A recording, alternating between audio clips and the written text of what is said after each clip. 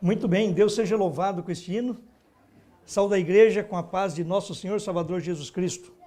Que a presença do Espírito Santo de Deus seja constante em cada coração. Também nossos ouvintes que estão na internet, que Deus abençoe a cada um. Bem, irmãos, um tempo atrás eu trabalhei no estado do Rio de Janeiro, lá no Brasil. Fiquei 4 anos, por o primeiro período que eu trabalhei ali, e eu fui chamado de o pastor que faz sepultamento, porque eu fiz 19 cultos fúnebres, bastante, né? Também achei. E entre os irmãos lá, eles falavam assim, escuta, quem vai ser o 20º? E eu falei assim, gente, deixa eu ir embora daqui, senão vai ter o 20º, né? E depois o 21º e assim por diante. Mas foram 19 cultos fúnebres.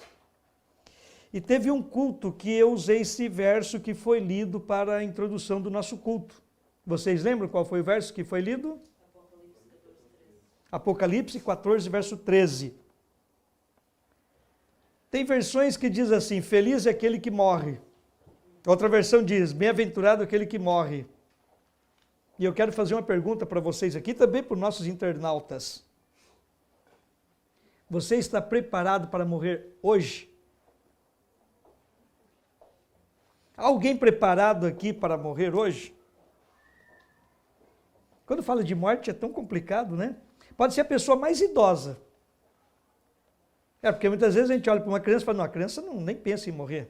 Mas o idoso ele já pensa assim. Bom, meu pai ele costuma dizer assim, minha senha está chegando. Meu pai já sofreu 4, 5 vezes câncer e ele falava assim, minha senha está chegando. Eu falei, pai, olha, a sua senha já passou e o senhor ficou, né? E ele falou, não, minha senha vai chegar. Eu não quero que chegue tão já. Quando eu estava fazendo o culto de aniversário de 70 anos do meu pai, isso lá nos Estados Unidos, né? Há 5 anos. Então, eu falei para ele, olha pai, eu quero comemorar meus 70 anos e quero que o senhor esteja presente. Aí ele falou assim, meu filho, está difícil. Meu pai é 20 anos mais velho do que eu. Então, quando se fala em morrer, infelizmente as pessoas pensam assim, nossa, eu não estou pronto. Quer dizer, eu não estou feliz para morrer. E a Bíblia diz aqui que feliz é aquele que desde agora morre. E agora, como entender isto? Feliz aquele que desde agora morre. Irmãos, a palavra de Deus nos diz que quando Adão e Eva caíram em pecado, o que eles pensavam que ia acontecer com eles naquele dia? Ia morrer. Adão olhou para aquela mulher, aquela linda mulher, a mulher mais linda do mundo, mas alguém tem dúvida que Eva era mais bonita? Mas alguém tem dúvida que ela era bonita? Vocês falam que não havia nenhuma? Mas Eva foi feita às mãos de Deus, e Deus não faz nada feio, não faz nada imperfeito. Então eu tento imaginar aqui, quando eu chegar lá no céu, eu vou olhar mesmo, eu vou tirar minhas dúvidas. Quer dizer, eu não tenho dúvida. Eva foi a mulher mais bonita do mundo. Minha esposa, ela sabe disso. Não, e Adão foi o homem mais bonito disto. E eu sei disso, e vocês todos aqui não há de discutir, discordar disto. Porque foi feito às mãos de Deus. É perfeito, e Deus falou, assim que terminou tudo, ele falou assim, eis que tudo é muito... Então, eu não tenho dúvida que Adão e Eva eram o casal mais lindo do mundo. Mas aquele casal mais lindo do mundo chegou um momento que pensaram assim, vamos morrer. E de hoje não passa. Eu estava conversando com uma irmã, eu acho que eu contei essa experiência aqui. E, quer dizer, a família, né? Falei com a família falou assim para mim, olha, hoje é melhor visitar a mãe, porque a nossa mãe está lá no hospital e a situação dela não está boa. E eu fui visitar a irmã e realmente ela não estava bem e o médico falou assim para mim, olha, de hoje ela não passa. E eu fico pensando cá comigo até hoje, Aquela irmã, quando ela me viu, ela estava todo cheio de apetrecho, cheio de aparelho, aquelas coisas todas. Aí cheguei assim, e ela lá deitada, cheia de coisa e tal.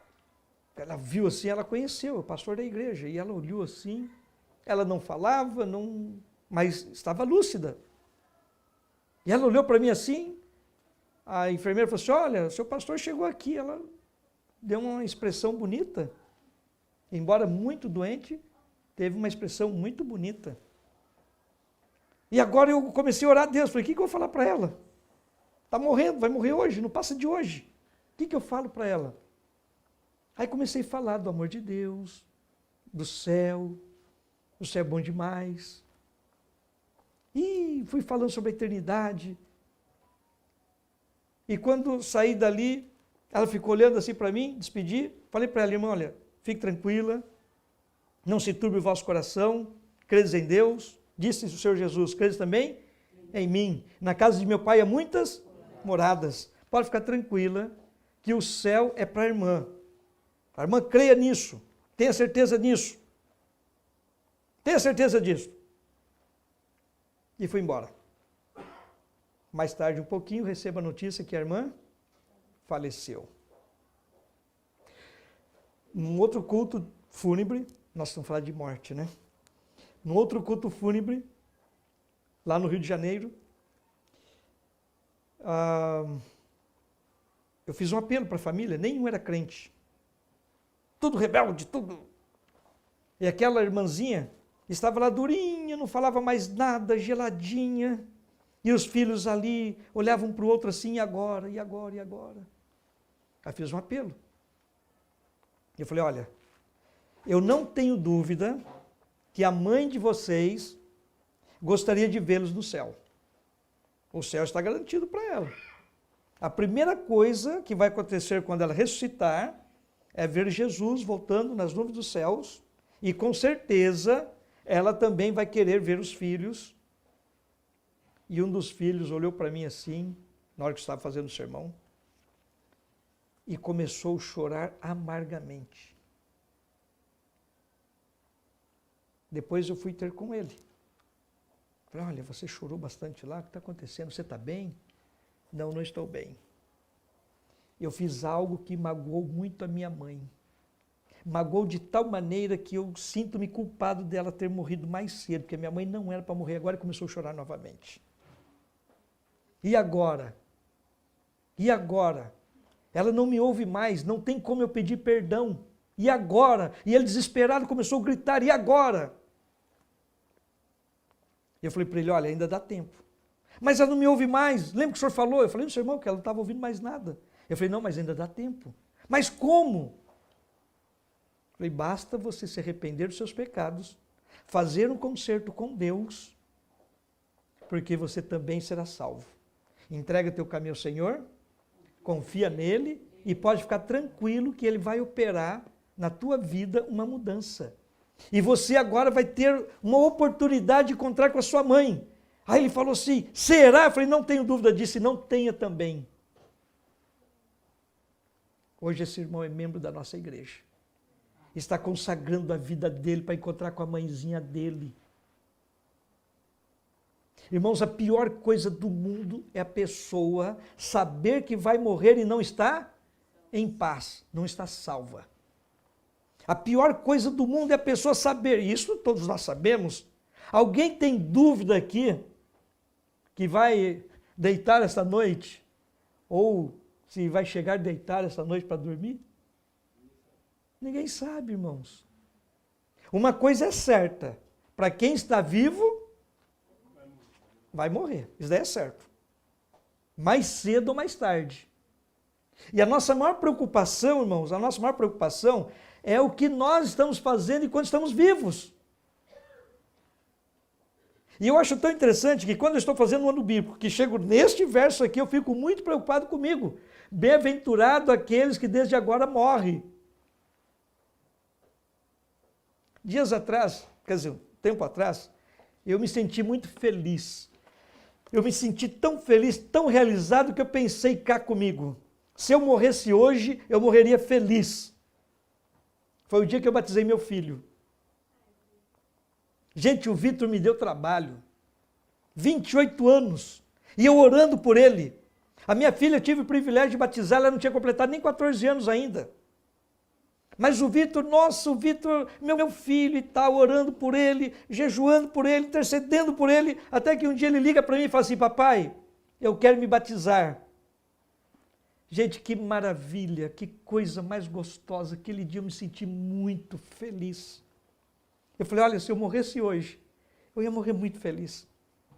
Eu fiquei tão contente, eu falei, puxa vida, entregou o caminho a Deus. Gente, que coisa maravilhosa. Quantos batismos, eu não sei quantos batismos eu fiz, perdi a conta. Mas eu batizei o meu filho, o meu caçulinha, parece comigo, bonitão. Gente, tive o privilégio de batizar meu filho. E aquele dia eu me senti muito feliz, que eu pensei assim, se eu morresse hoje, eu estaria feliz, morreria contente. Mas, irmãos, Deus tem uma missão para cada um de nós. Enquanto não cumprirmos com esta missão, não vamos descansar, porque Deus tem a missão, Deus tem o propósito. Agora eu quero perguntar aqui para vocês. Você sabe qual é a sua missão? Você sabe qual é o seu propósito? Quem aqui sabe qual é a sua missão, o seu propósito? Alguns. Vocês ainda têm dúvida da missão de vocês? Vocês ainda têm dúvida da missão, do propósito de cada um de vocês? Por favor, não tenham dúvida. No céu não vai entrar nenhum duvidoso. No céu não entra duvidoso. É por isso que o Senhor Jesus falou assim, olha, conhecereis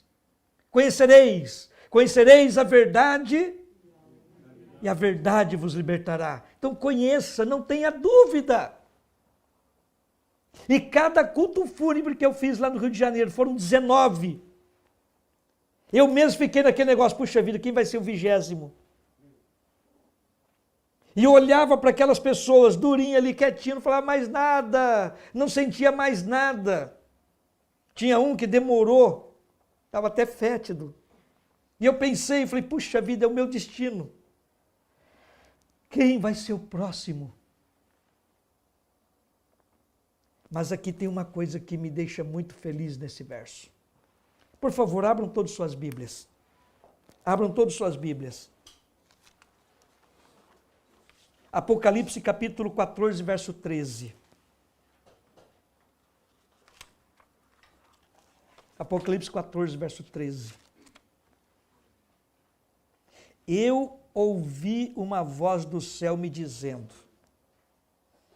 escreve. Bem-aventurados são os mortos que doravante morrem no Senhor. Mas eu acho interessante que o verso não para aí. Como que conclui o verso? Sim, diz o Espírito, para que eles possam descansar dos seus trabalhos e as suas obras. Irmãos, enquanto não cumprirmos com a nossa missão, enquanto não cumprirmos com o nosso propósito, o propósito de Deus para conosco, esse verso não vai se cumprir na nossa vida. Agora, pior,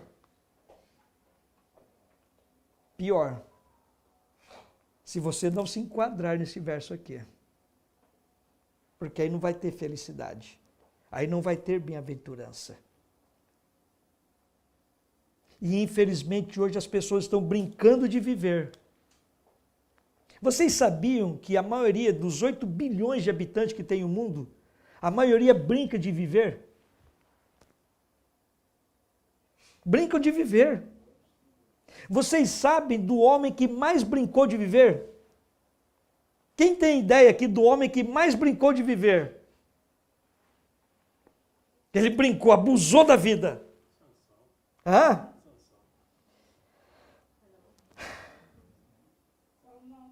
Salomão, Sansão, tudo conhece, né? Mas tem um problema aí, né? Tem alguém aqui que tem o nome de essa e começa com essa aqui? Ninguém quer ter mais, né, Sara? Ah, Samuel, oh, puxa vida. Irmãos, qual foi o homem que mais brincou de viver, que mais abusou da vida? Olha, outro, nossa, mais um S. Mais um S aqui. O homem que mais brincou de viver, que mais abusou da sua vida. Um homem que olha... Davi? Irmãos, a Bíblia fala que Caim, ele abusou da sua vida. Ele brincou de viver. Ele não creu em Deus. Ele não creu na salvação. Ele não creu na vida eterna. Ele brincou de viver. É um homem que Deus fala assim, olha, tem um sinal. Tem um sinal. Vocês sabiam que tem muitas pessoas hoje que estão brincando de viver? Estão abusando da vida. Ele pensa que não vai ter consequência. Ele pensa que não vai morrer. E eu me lembro que eu conversei com um rapaz, ele tinha não tinha 30 anos ainda. Aí ele falou assim, Elvis, é o seguinte, eu vou aproveitar bastante. Vou aproveitar mesmo, porque eu não sei quando eu vou morrer. Então, enquanto eu não morrer, eu vou aproveitar bastante. Aí eu olhei para ele e falei, você está brincando? Você está brincando. E ele falou, não, como que eu olha o que ele falou para mim. Como que eu poderia brincar com uma coisa tão séria? Irmãos, olha que o inimigo de nossas almas impõe no nosso coração. Viver é sério, não é sério? Viver é sério. Mas como que ele estava vivendo? Uma vida dissoluta, uma vida promíscua, uma vida que não é bom nem expressar. Aí eu olhei para ele e falei, olha, tome cuidado. Tome muito cuidado. Porque a palavra de Deus diz assim, se hoje ouvirdes a sua voz, não endureçais os vossos corações. Você está endurecendo seu coração. Você está fechando a porta da graça. Você não está ouvindo. Você sabe quanto tempo de vida você tem pela frente? Não, não sei. E nem quero saber. Eu falei, nem queira. Nem queira. Porque o que você tem, você não sabe. Mas o que você teve, você sabe. O que você viveu até agora, você sabe. E a palavra de Deus nos diz que essas pessoas aqui, que são bem-aventuradas, essas pessoas aqui são bem-aventuradas por quê? Por que elas são bem-aventuradas? Por que elas estão morrendo felizes? Por quê?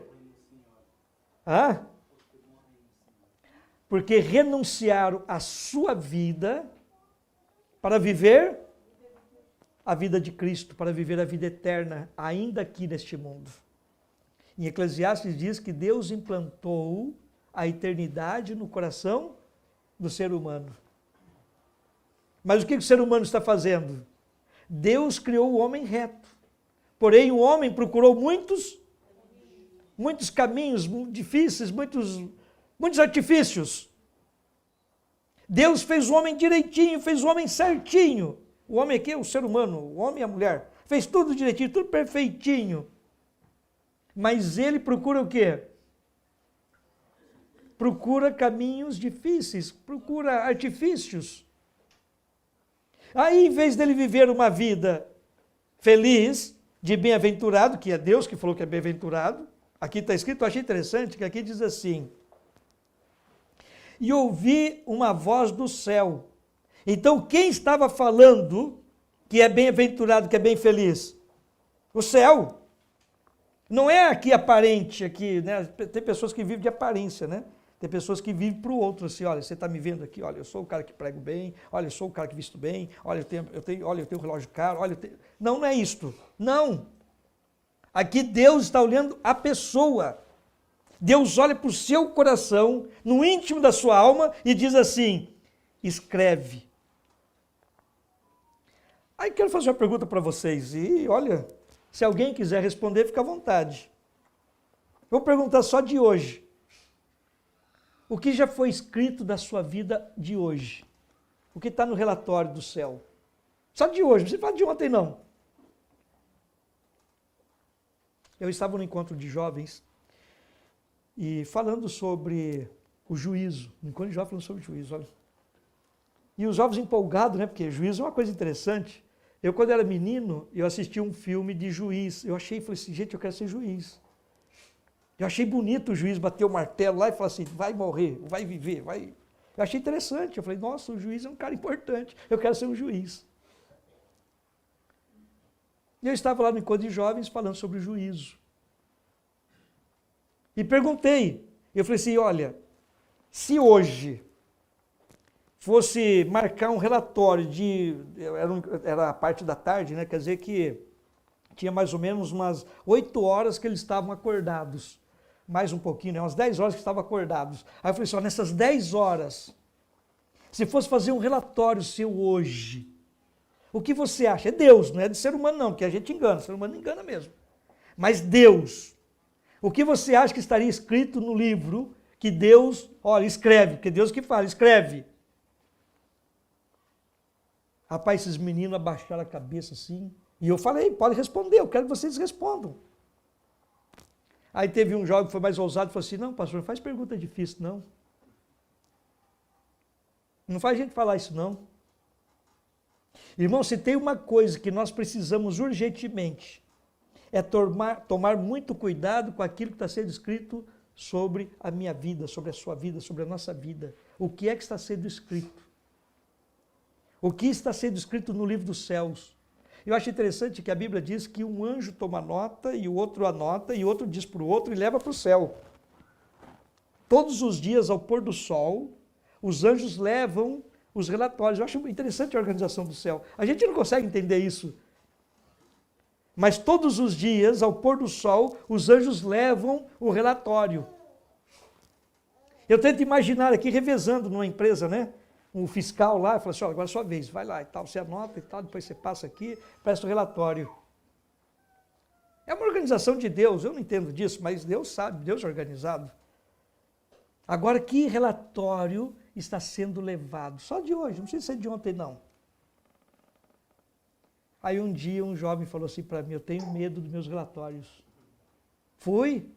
Ele falou para mim, ele falou assim, eu tenho medo dos meus relatórios. Eu falei, por quê? Ele falou assim para mim, olha, eu fiz coisas... Aí citou algumas coisas, eu falei, não, é melhor parar, melhor... Misericórdia. Eu falei, não, eu usar a expressão que ele fez, né? Eu estou arrupiado, né?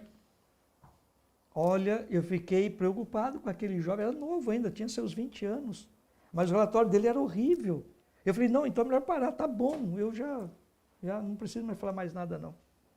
Aí ele falou assim para mim, e o senhor acha que tem esperança para mim? Acha que tem alguma esperança? Irmãos, e interessante é que tem. Como ser humano, deu vontade de vingar o que ele falou para mim. Deu vontade de vingar, deu vontade de tomar algumas providências, né? Aí eu falei assim, não, é melhor botar nas mãos de Deus. Vamos pôr nas mãos de Deus, porque se pôr nas minhas mãos, meu filho, olha, eu vou dar vontade de dar umas palmadas, né? Mas vamos fazer o seguinte, vamos pôr nas mãos de Deus. E olha a esperança que Deus dá para você e dá para nós também. Lá diz que não importa a cor do nosso pecado, não importa a cor do nosso mal, não importa aquilo que fizemos, mas o que Deus quer fazer.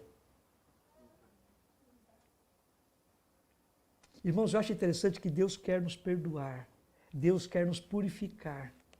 E o único que tem poder, o único, de perdoar e purificar é Deus. Entre nós, seres humanos, a gente se ofende, a gente pede perdão e perdoa um ao outro. Não é isso?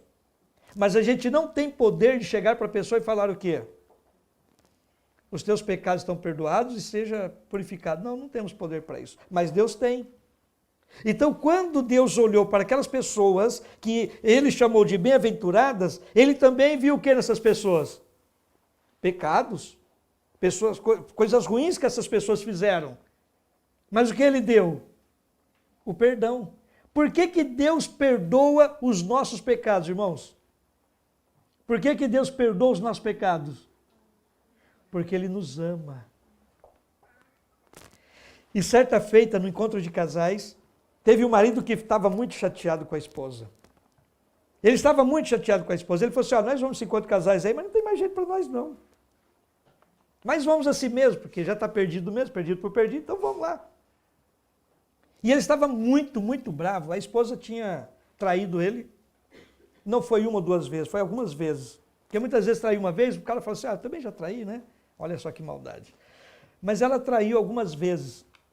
E eles foram no encontro de casais. E chegando lá, eu perguntei, falei assim, olha, quem é que ama a esposa aqui? Aí os maridos todos, né? Eu amo minha esposa. Quem é que ama o marido aqui? Eu amo o marido e tal. Aí eu falei para eles assim, olha, então olhe para sua esposa, olhe para o seu marido e fala assim, olha, me perdoa, que eu vou te perdoar também. Então faz o seguinte, eu falei, perdoa primeiro, depois peça perdão. Meus irmãos, aí esse marido levanta e fala assim, puxa vida. E olhou para a esposa assim, e agora? Depois eles me procuraram em particular, ele falou assim para mim, olha pastor, a pior coisa que tem é ter que perdoar. Vocês sabiam que perdoar é divino? Pedir perdão é humano, perdoar é divino. Se a pessoa não está em comunhão com Deus, ele não consegue perdoar. Então ele tem que estar em comunhão com Deus. Aí eu cheguei para ele e falei assim, olha meu irmão, é o seguinte, ou você perdoa sua esposa, ou você vai para o inferno junto com ela. Qual que você escolhe? Aí ele olhou para a esposa, e ela lá toda acanhada, toda sem jeito, né? Porque a pessoa que peca, ela fica sem graça, ela fica sem palavras até, né? E ela estava lá toda envergonhada. Ela não queria que ninguém soubesse disso. E ela pecou. E o negócio estava difícil a situação. Aí eu olhei para ele e perguntei, você ama sua esposa? Eu acho interessante, quando a pessoa ama, é muito legal. Aí ele com aquela carinha mais linda do mundo para ela assim, pior que eu amo. Eu falei, então meu irmão, então perdoa sua esposa. Aí eu olhei para ela bem bravo e falei assim, olha, e não peques mais. É porque, né, aí é abuso, né? Ela falou assim, mas ele vai me aceitar de novo? Eu falei, ia com ele, veja com ele. Irmão, você perdoa sua esposa? Perdoei. Você aceita de novo? Aí ele falou assim, eu a amo. Eu falei, então, é sua esposa. Quando foi no domingo à noite, isso foi no domingo de manhã, quando foi no domingo à noite, fizeram a renovação dos votos.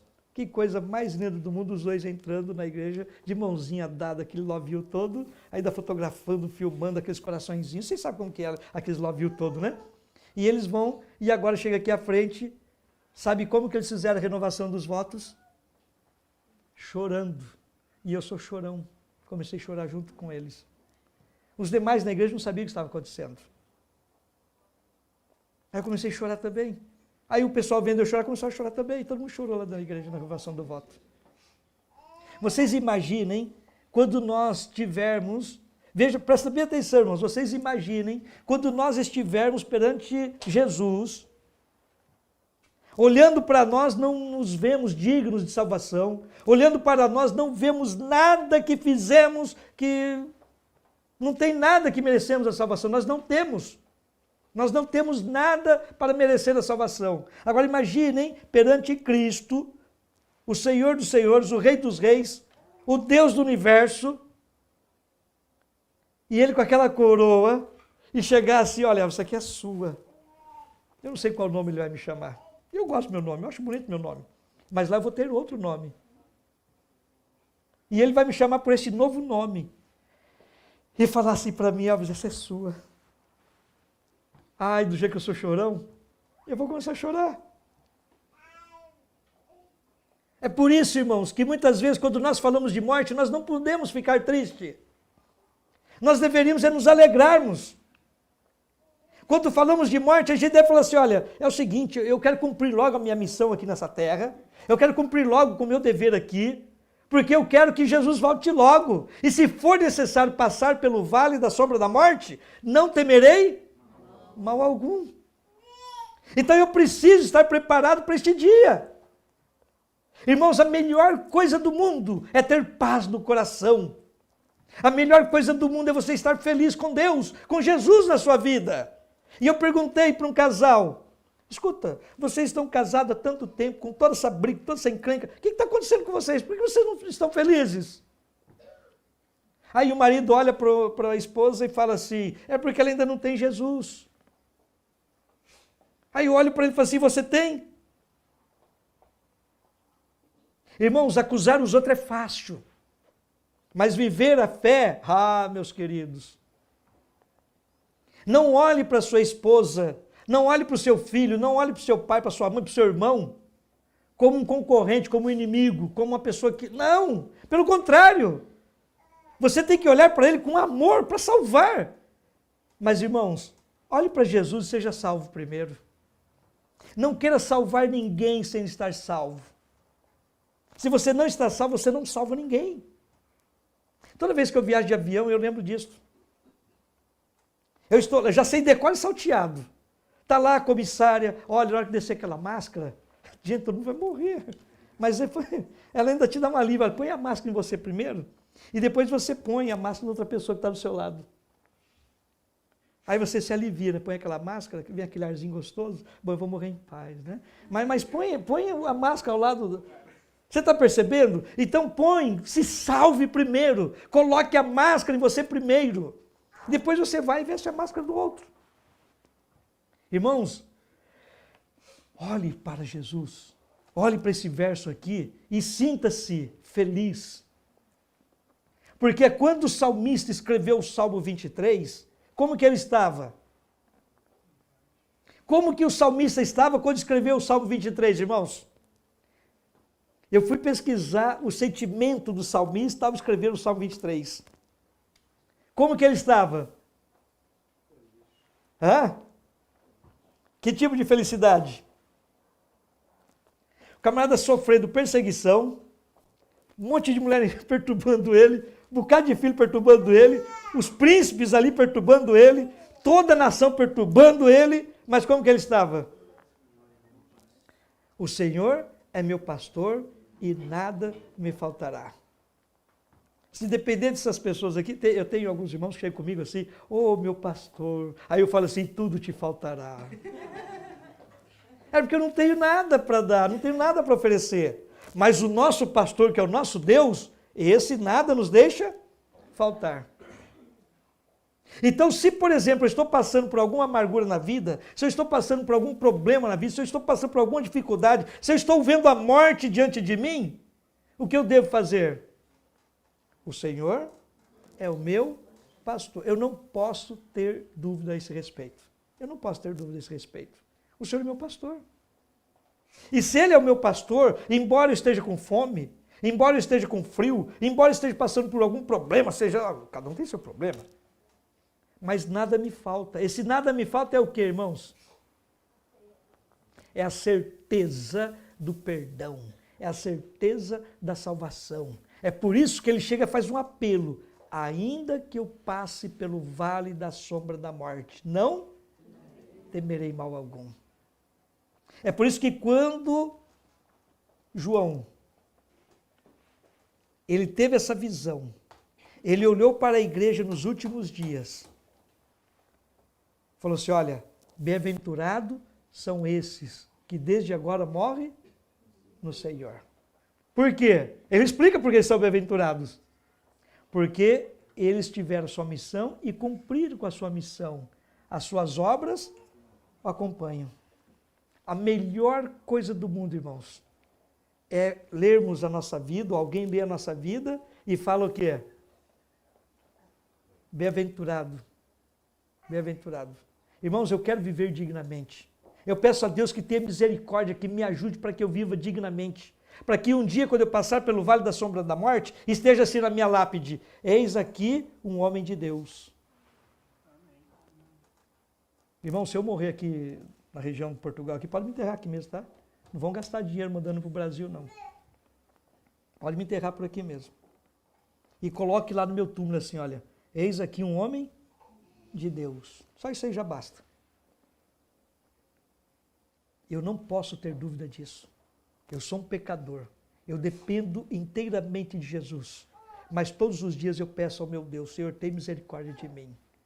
Perdoa os meus pecados, transforma o meu coração e faz-me justo e ajuda-me a cumprir com a maior missão. Aí eu pergunto para vocês agora, qual é a maior missão do ser humano?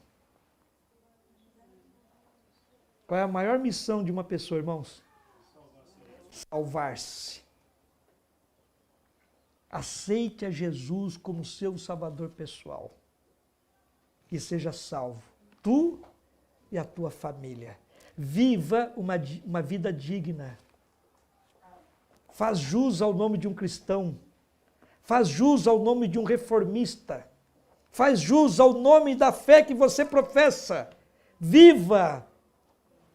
E quando alguém escrever de você, ou o próprio céu, vai falar assim, bem-aventurado aquele que desde agora morre no Senhor. Que Deus abençoe a igreja, que Deus abençoe você, a sua vida, sua saúde física e espiritual. Que possamos consagrar nossa vida a Ele e sempre ouvir a voz de Cristo. Porque aqui foi a testemunha verdadeira que falou. É a testemunha verdadeira que não nega, que não mente. É por isso que é muito importante para nós ouvirmos a voz de Deus. Eis que estou convosco todos os dias, até a consumação dos séculos. Essa é a promessa que Deus. Ouça essa voz, ouça Jesus falando no seu coração e viva uma vida digna e cumpra com a sua missão. Que Deus abençoe para isto. Amém.